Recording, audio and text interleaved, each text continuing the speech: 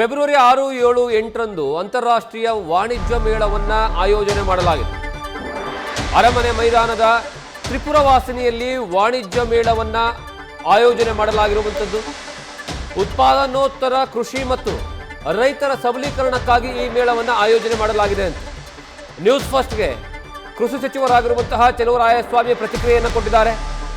ರೈತರನ್ನ ಯುವ ಉದ್ಯಮಿಗಳನ್ನಾಗಿ ಮಾಡುವಂತಹ ಉದ್ದೇಶ ಇದೆ.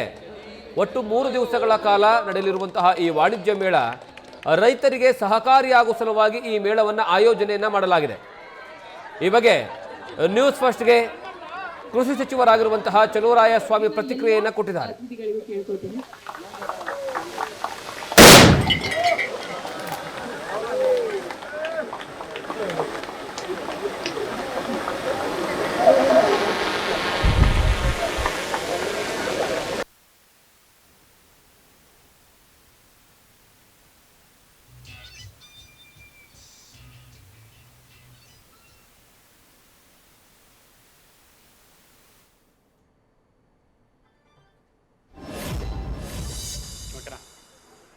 ಸೂಕ್ತ ಬೆಲೆ ಸಿಗದೆ ಕಂಗಾಲಾಗಿರುವಂತಹ ರೈತರನ್ನು ಗುರುತಿಸಿ ಯುವ ಉದ್ಯಮಿಗಳನ್ನಾಗಿ ಮಾಡುವಂಥ ಒಂದು ಪ್ರಯತ್ನಕ್ಕೆ ಈಗ ಕೈ ಹಾಕಿರುವಂಥದ್ದು.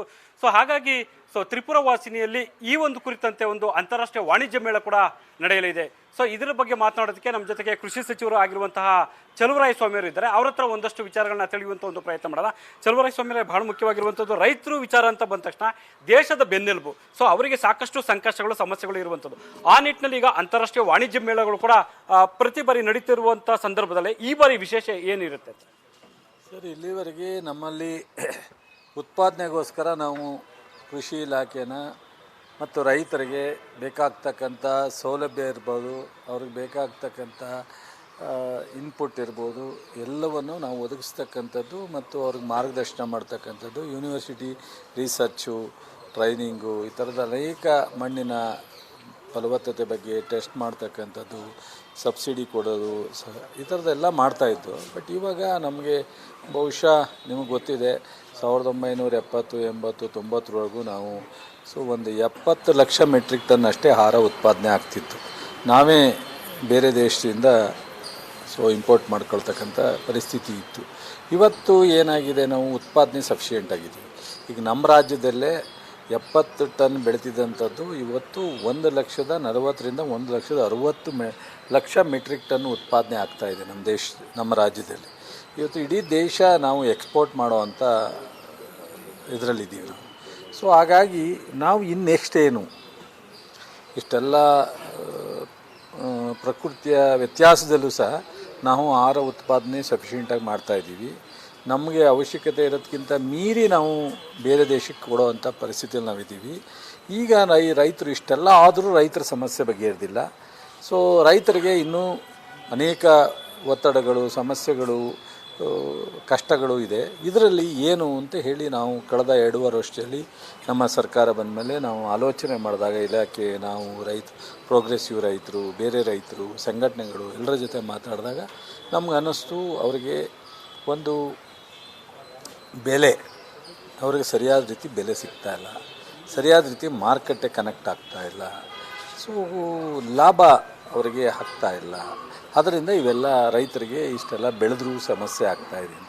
ಆವಾಗ ನಾವು ಯೋಚನೆ ಮಾಡಿದೋ 2017ರಿಂದ ಅಂತಾರಾಷ್ಟ್ರೀಯ ಕೃಷಿ ಮೇಳ, ಇದು ವಾಣಿಜ್ಯ ಮೇಳ, ಸಾವಯವ ಮತ್ತು ಮಿಲೆಟ್, ಇದಕ್ಕೆ ಆರ್ಗ್ಯಾನಿಕ್ ಮಿಲೆಟ್ ಇದನ್ನು ನಾವು ಏನು ಮಾಡ್ತಾಯಿದ್ದೋ ಅದಕ್ಕೆ ಸಾಕಷ್ಟು ಪ್ರೋತ್ಸಾಹ ಕೊಟ್ಟಿದ್ದೀವಿ. ಅದಕ್ಕೆ ಸಹಿತ ಸಿರಿ ಅಂತ ಹೇಳಿ ಕಾರ್ಯಕ್ರಮ ಕೊಟ್ಟಿದ್ದೀವಿ, ಪ್ರೋತ್ಸಾಹಧನ ಕೊಟ್ಟಿದ್ದೀವಿ. ಇವತ್ತು ಮಿಲೆಟ್ಟು ಸಹ ಸಾಕಷ್ಟು ಜನರಿಗೆ ಇಷ್ಟ ಆಗಿದೆ.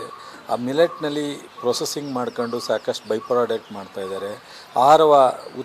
ಆರೋಗ್ಯಕರವಾದಂಥ ಆಹಾರವನ್ನು ಸಿಗ್ತಾಯಿದೆ. ಅದೆಲ್ಲವೂ ಸಹ ಮೀರಿ ನಾವು ಉತ್ಪಾದನೋತ್ತರ ಕೃಷಿ ಅನ್ನೋದನ್ನು ನಾವು ಕಾನ್ಸೆಪ್ಟ್ ಇಟ್ಕೊಂಡು ಇವತ್ತು ಪ್ರೊಸೆಸಿಂಗು ಮತ್ತು ಏನು ನಾವು ಬ್ರ್ಯಾಂಡಿಂಗು ಮತ್ತು ಈ ಮೌಲ್ಯವರ್ಧನೆ ಮಾಡ್ತಕ್ಕಂಥದ್ದು, ಈ ಒಂದು ಕಾನ್ಸೆಪ್ಟನ್ನು ಜನರಿಗೆ ತಿಳಿಸಿದಾಗ ಆಟೋಮೆಟಿಕಲಿ 1/4ರಷ್ಟು ರೈತರಿಗೆ ಆದಾಯ ಸಿಗುತ್ತೆ. ಅದರಿಂದ ಪ್ರತಿಯೊಬ್ಬ ರೈತರು ಅವರೇ ಉದ್ಯಮಿ ಆಗಲಿಕ್ಕೆ ಅವಕಾಶ ಇದೆ. ಅವರೇ ಈ ಒಂದು ಮಾಡ್ಲಿಂಗು ಸೊ ಸಂರಕ್ಷಣೆ ಸಂಸ್ಕರಣ ಮಾಡ್ತಕ್ಕಂಥದ್ದು, ಮೌಲ್ಯವರ್ಧನೆ ಮಾಡ್ತಕ್ಕಂಥದ್ದು ಮಾಡಿ ಜನರಿಗೆ ಮಾರ್ಕೆಟ್ಗೆ ಹೋದರೆ ಅವರಿಗೆ ಬೆಳೀತಕ್ಕಂಥ ಆದಾಯ ಸೊ 100 ರೂಪಾಯಿ ಮಾಡುವಂಥದ್ದು 400 ರೂಪಾಯಿಗೆ ಮಾರಲಿಕ್ಕೆ ಅವಕಾಶ ಇದೆ. ಸೊ ಅದನ್ನು ಮಾಡ್ತಕ್ಕಂಥದ್ದು ಮತ್ತು ಹೊಸ ಟೆಕ್ನಾಲಜಿ ಮತ್ತು ತಂತ್ರಜ್ಞಾನದ ಒಂದು ಯಂತ್ರೋಪಕರಣವಾದ ಬಳಕೆ ಮತ್ತು ಮಣ್ಣಿನ ಸತ್ವದ ಬಗ್ಗೆ ಮತ್ತು ಈಗ 300ಕ್ಕೂ ಹೆಚ್ಚು ಸ್ಟಾಲ್ ಬರ್ತಕ್ಕಂಥವ್ರು ವಿವಿಧ ರೀತಿಯಲ್ಲಿ ಬೈ ಪ್ರಾಡಕ್ಟ್ ಮಾಡ್ತಕ್ಕಂಥ ಸನ್ನಿವೇಶಗಳು. ಸೊ ಗ್ರಾಮೀಣ ಪ್ರದೇಶದ ಯುವಕರು ಇಲ್ಲಿ ಉದ್ಯೋಗಕ್ಕೋಸ್ಕರ ಹುಡುಕೊಂಡು ಒದ್ದಾಡೋರು ಅಲ್ಲೇ ಹೋಗಿ ಅವರ ಜಮೀನಿನಲ್ಲೇ ಉದ್ಯೋಗವನ್ನು ಸಿಗುತ್ತೆ, ಅವರು 4 ಜನಕ್ಕೆ ಉದ್ಯೋಗ ಕೊಟ್ಕೊಂಡು ಮಾಡಲಿಕ್ಕೆ ಈ ಥರದ್ದೆಲ್ಲ ಕಾನ್ಸೆಪ್ಟ್ ಇಟ್ಕೊಂಡು ಇಡೀ ದೇಶದಲ್ಲಿ ಈ ಒಂದು ಕಾನ್ಸೆಪ್ಟಲ್ಲಿ ಮೊದಲನೇ ಇಂಥ ಅಂತಾರಾಷ್ಟ್ರೀಯ ವಾಣಿಜ್ಯ ಮೇಳ ಮಾಡ್ತಾ ಇರ್ತಕ್ಕಂಥದ್ದು ನಮ್ಮ ರಾಜ್ಯ. ಇದನ್ನು ಕೇಂದ್ರ ಸರ್ಕಾರದ ಮಂತ್ರಿನೂ ಸಹ ಗಮನಿಸಿ ಭಾಳ ಅಪ್ರಿಷಿಯೇಟ್ ಮಾಡಿದ್ದಾರೆ. ನಮ್ಮ ರಾಜ್ಯದ ಮುಖ್ಯಮಂತ್ರಿಗಳು, ಉಪಮುಖ್ಯಮಂತ್ರಿಗಳು, ಅನೇಕ ಸಚಿವರು ಸಹ ಇದ್ರ ಬಗ್ಗೆ ಅವೇರ್ನೆಸ್ ಬಂದಿದೆ, ಖುಷಿಪಟ್ಟಿದ್ದಾರೆ. ಈ 6, 7, 8 ತ್ರಿಪುರವಾಸಿನಿ ಅರಮನೆ ಮೈದಾನದಲ್ಲಿ ಮೊನ್ನೆ ಮುಖ್ಯಮಂತ್ರಿಯವರು, ಉಪಮುಖ್ಯಮಂತ್ರಿಗಳು ಚಾಲನೆ ಕೊಡ್ತಾರೆ. ಇದರಲ್ಲಿ 122 ಜನಕ್ಕೆ ಪ್ರಶಸ್ತಿ ಕೊಡ್ತೀವಿ, 104 ಕೃಷಿ ಪ್ರಶಸ್ತಿ, 18 ಜನಕ್ಕೆ ಕೃಷಿ ಪಂಡಿತ್ ಪ್ರಶಸ್ತಿ ಕೊಡ್ತೀವಿ. ಇದೊಂದು ವಿಭಿನ್ನವಾದಂಥ ಒಂದು ವಾಣಿಜ್ಯ ಮೇಳ 2026 ಈ 7ನೇ ವಾಣಿಜ್ಯ ಮೇಳ ಆಗಿದೆ. 7ನೇದು ಇದು ಇಲ್ಲಿವರೆಗೆ ನಡೆದಿರ್ತಕ್ಕಂಥದ್ರಲ್ಲಿ 7ನೇ ಮೇಳ.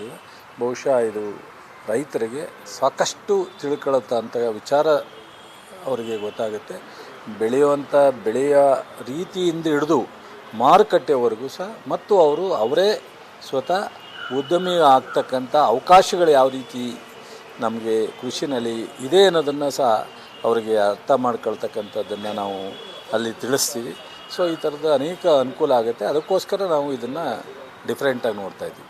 ಅಂದರೆ ರೈತರನ್ನು ಗುರುತಿಸೋದಷ್ಟೇ ಅಲ್ಲ, ಅವರನ್ನು ಉದ್ಯಮಿಗಳನ್ನಾಗಿ ಮಾಡುವಂಥದ್ದು ಉದ್ದೇಶ ಕೂಡ ಇದೆಯಾ ಇದರಲ್ಲಿ? ಹೌದು, ಅದನ್ನೇ ಮೂಲ ಉದ್ದೇಶನೇ ರೈತರನ್ನ ಉದ್ಯಮಿ ಮಾಡ್ತಕ್ಕಂಥದ್ದು ಮತ್ತು ಈ ಒಂದು ಮಾರುಕಟ್ಟೆಯ ಕನೆಕ್ಟ್ ಮಾಡ್ತಕ್ಕಂಥದ್ದು ಅಂತಾರಾಷ್ಟ್ರೀಯ ಮಟ್ಟದಲ್ಲಿ. ಇವತ್ತು ಕಳೆದ ಬಾರಿ 180 ಕೋಟಿ ವಹಿವಾಟಾಗಿತ್ತು. ಈ ಬಾರಿ ಕಳೆದ ಬಾರಿ 9 ರಾಷ್ಟ್ರದವರು ಪ್ಯಾನಲ್ ಡಿಸ್ಕಷನ್ಗೆ ಬಂದಿದ್ದರು, 25 ರಾಜ್ಯದ ಅವರು ಭಾಗವಹಿಸಿದರು. ಈ ಸಲ ಅದಕ್ಕಿಂತ ಹೆಚ್ಚು ಬರ್ತಕ್ಕಂಥ. ಈಗ ಮೊನ್ನೆ ಈವೆಂಟ್ ಮಾಡಿದ್ದೀವಿ. ಸೊ ಕ್ರಿಸ್ತು ಜಯಂತಿ ಯೂನಿವರ್ಸಿಟಿನಲ್ಲಿ ಮಾಡಿದ್ದೀವಿ. ಮೊನ್ನೆ ನಮ್ಮ ಕಬ್ಬನ್ ಪಾರ್ಕಲ್ಲಿ ಅಗ್ರಿ ವಾಕ್ ಮಾಡಿದ್ದೀವಿ. ಇವತ್ತು ಅಂತಾರಾಷ್ಟ್ರೀಯ ಡಿಸ್ಕಷನ್ ಒಂದು ಕಾರ್ಯಾಗಾರ ನಮ್ಮ ಕೃಷಿ ಆಫೀಸ್ನಲ್ಲಿ ನಡೀತಾ ಇದೆ, ಒಂದು ದೊಡ್ಡ ಹಾಲ್ನಲ್ಲಿ. ಸೊ ನ್ಯೂಸ್ ಫಸ್ಟ್ ನಿರ್ಭೀತಿಯಿಂದ ನಿಮ್ಮ ಪರವಾಗಿ.